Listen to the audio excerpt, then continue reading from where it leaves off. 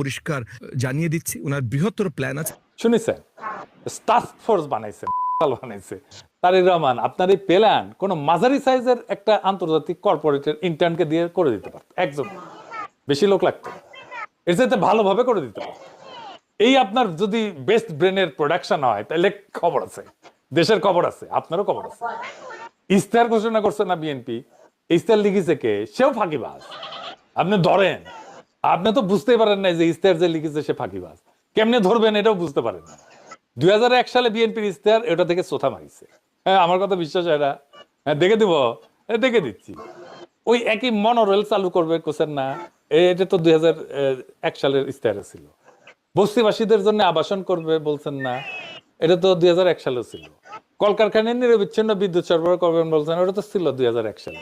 বেকার ভাতা দিবেন বলছেন না, ওটা 2001 সালেও ছিল। সবই ছিল 2001 সালে, আবারও দিচ্ছে। তো এখন বুঝেছেন তো, এগুলোও করবে না, আগের গুলো করেনি। এগুলো আগের গুলো করেননি কেন? 25 বছর আগে কইছিলেন না? তারপরে তো ক্ষমতা এসেছিলেন, করেন নাই কেন? কেউ তারে জিগায় না, সে নিজেও দেখে না। আমি তো এগুলো কইছিলাম, কেউ এটা ধরে